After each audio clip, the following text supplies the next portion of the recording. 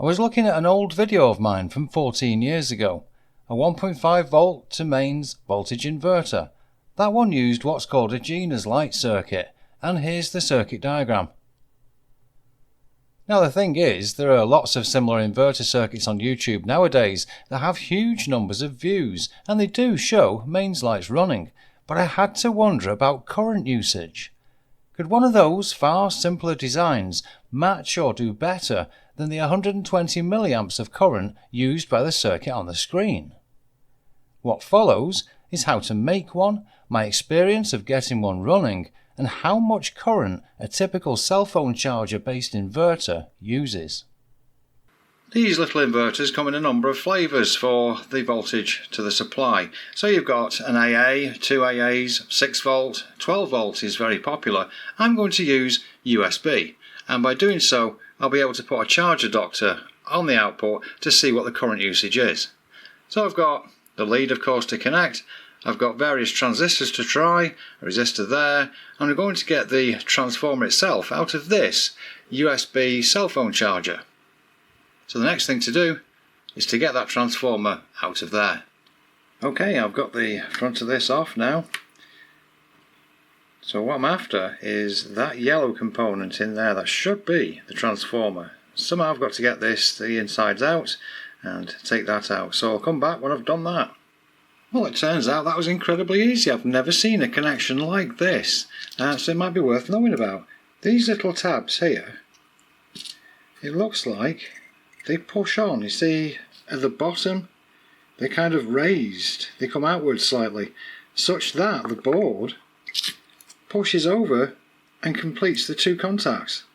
It's really very clever. I expected to have trailing wires or something. Oh, what just came out? Anyway, next thing to do is to desolder, to remove this transformer. There we go, that wasn't too difficult, and it should be about a 1:20 ratio on the transformer. I'll have a look at that next, but then I'll also take off this yellow Kapton type tape. Should be all set then. Well, as I'm putting all these wires together, here's the circuit diagram. It's possibly easier to tell what's going on by looking at those connections. That's a much better shot of what's going on. The 2 pins at the bottom and the 4 at the top. This will be the output, and the point is this with a multimeter are the 2 wires with the highest number. In this case it was 4.7 ohms. The 2 wires here are always your inputs. You may need to flip them over. I don't know if I will yet. That's maybe coming up. But this one here with 100 ohms resistor on it will go to the base. This one here that's coming from the input power supply, the 5 volts, will be going to the emitter. And this one here on the other side of the 2 will be going to the collector. So that's the next thing, is to connect up the transistor. Now first of all, before connecting a load, I'd like to see what kind of voltage is on the output, but I'm not sure that a meter can. You see, let's plug this in, switch it on, and this is all over the place, but I think it's expecting 50, 60 hertz. Yeah. And it's just all over the place instead. There we go. I don't think it really knows what to do, and that's probably because of the switching frequency is way out of spec. Anyway, okay, we'll carry on. Right, well, I've had a good look round for a 2-watt LED bulb. This won't supply much power above 5 watts. It wouldn't expect it to coming out of a USB power bank. But I do have, brand new in its packaging, one of these night lights. Now, these are mains, and the thing is, well, I won't take it out of its packaging because that way you know I've not messed around with the insides of it or anything like that. Not that I think you'd doubt me, but anyway, it might be a bit of fun to try and power it while it's still in its packaging. So I'll do that. Right, so I'll connect those 2 orange wires to the power pins. The first transistor to try is a C2898. So, let's have a look. Right, let's switch on the power bank. We'll plug in. Let's have a see if it... Oh yes, okay, turn the light off. Yep, there we go, night light's on. So, what are we using? And look at that! That's way over an amp. I mean, what? That's not a lot of light for that amperage. Good heavens, I bet the transistor's hot. Hang on a minute, let me unplug for a start. Yeah, yep, that's burning hot. Right, let's try another one.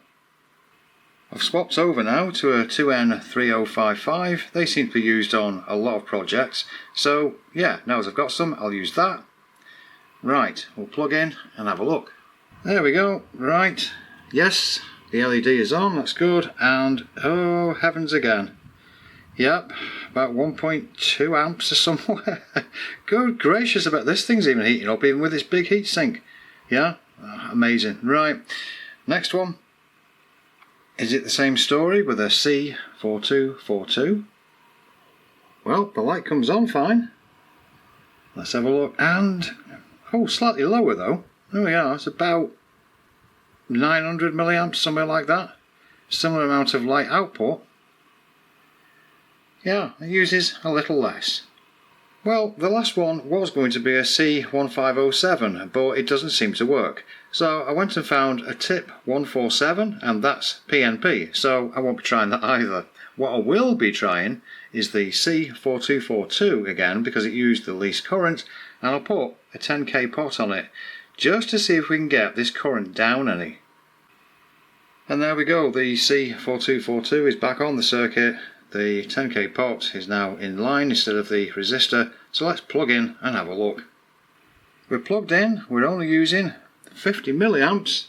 Is the light on? Crucially, yes it is, very, very slightly. Okay, well that's with the pot nearly at the top. Unfortunately I haven't got any smaller pots that are easy to turn. If I get to about the 120 milliamps, let's have a see of the original build that I showed in the other video. Turn it around more, there we go. And it's about right. And do we get output? Well, we do. It's not too bad. It is on, the light is brighter. So that's not too bad a result. It's really not going to be very bright, but it certainly is using about the same as the Jeanna's light circuit. The resistance, that was the key. I'll measure that next. And the answer to that question, 318 ohms.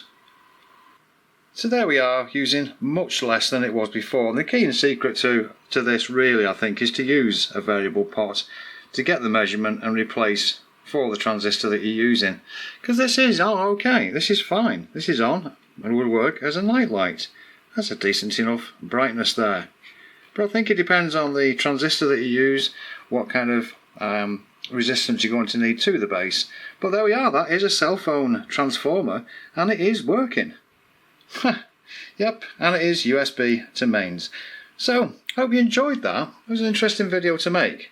And hopefully, I'll see you in the next one.